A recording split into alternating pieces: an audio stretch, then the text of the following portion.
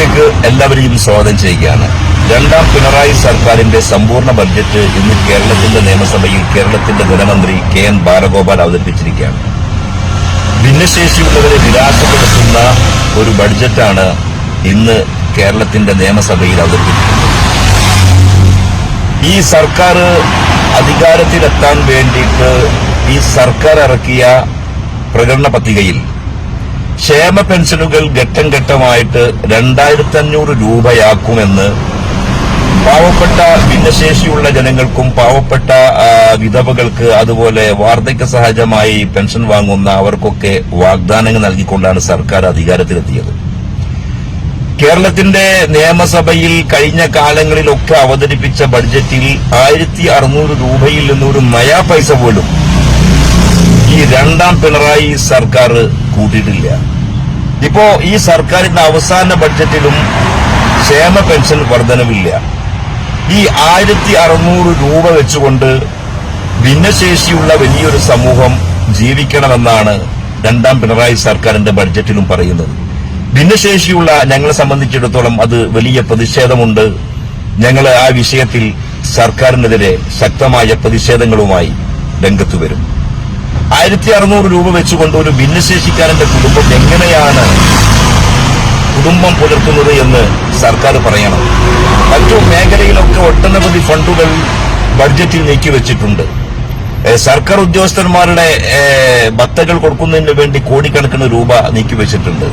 മറ്റു ഒട്ടനവധി ക്ഷേമ പ്രവർത്തനത്തിന് വികസന പ്രവർത്തനത്തിനൊക്കെ കോടിക്കണക്കിന് രൂപ നീക്കിവെച്ചിട്ടുണ്ട്. അതിനൊന്നും ഞങ്ങളെതിരല്ല. എല്ലാവർക്കും അവരുടേതായ അവകാശങ്ങൾ കൊടുക്കട്ടെ, എല്ലാ മേഖലയിലും വികസന പ്രവർത്തനങ്ങൾ നടക്കട്ടെ എന്നുള്ളത് തന്നെയാണ് ഭിന്നശേഷിയുള്ള ഞങ്ങളെ പോലത്തെ വലിയൊരു സമൂഹത്തിന്റെ ആഗ്രഹം. പക്ഷേ കാലാകാലങ്ങളിലായി ഈ സർക്കാർ അവതരിപ്പിച്ച ബഡ്ജറ്റിൽ ഒരു 100 രൂപ പോലും ഭിന്നശേഷിയുള്ളവരുടെ പെൻഷൻ കൂട്ടിയില്ല എന്നുള്ളത് എത്രമേൽ ലജ്ജാഹമാണ്. ഭിന്നശേഷിയുള്ള വലിയൊരു സമൂഹത്തെ അവര് അപമാനിക്കുകയല്ലേ.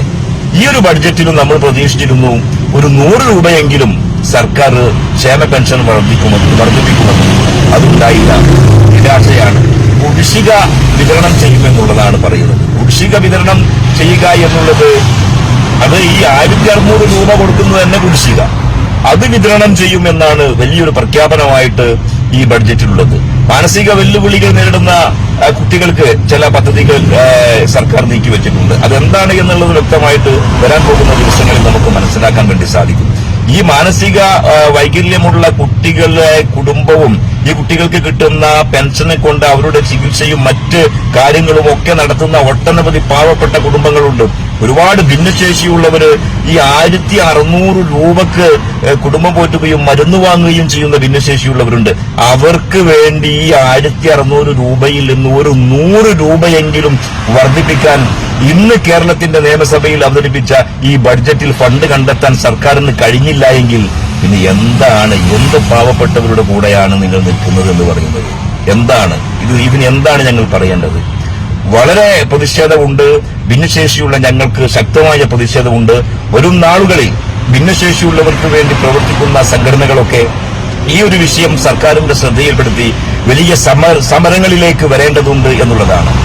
ഈ 1600 രൂപ അവരൊക്കെ അത് മതിയാ, അവരതുകൊണ്ട് കഴിഞ്ഞോളും എന്നുള്ള ഈ ചിറ്റമ്മ നയത്തിനെതിരെ, ഈ നീതി നിഷേധത്തിനെതിരെ ശക്തമായ പ്രതിഷേധങ്ങളുമായി ഭിന്നശേഷിയുള്ളവർക്ക് വേണ്ടി പ്രവർത്തിക്കുന്ന സംഘടനകൾ രംഗത്തു വരണമെന്നാണ് നമുക്ക് പറയാനുള്ളത്. സർക്കാരിനോട് ഞങ്ങൾ സ്നേഹത്തോടു കൂടി പറയാണ്, സർക്കാരെ നിങ്ങൾ അധികാരത്തിലെത്തുമ്പോ അധികാരത്തിലെത്താൻ വേണ്ടി ഞങ്ങൾ അധികാരത്തിൽ വന്നാൽ ഞങ്ങൾക്ക് ഭരണം കിട്ടിയാൽ ഇന്നത് ചെയ്യുമെന്ന് പറഞ്ഞുകൊണ്ട് ഇറക്കിയ പ്രകടന പത്രികയിൽ ഘട്ടം ഘട്ടമായി ക്ഷേമ പെൻഷനുകൾ 2500 രൂപയാക്കി ഉയർത്തുമെന്ന് പറഞ്ഞുകൊണ്ട് അധികാരത്തിലെത്തിയ രണ്ടാം പിണറായി സർക്കാരിന്റെ അവസാന ബഡ്ജറ്റിലും ഭിന്നശേഷിയുള്ളവരുടെ ക്ഷേമ പെൻഷൻ വർദ്ധിപ്പിച്ചില്ല എന്നുള്ളത് ലജ്ജാഹമാണ്.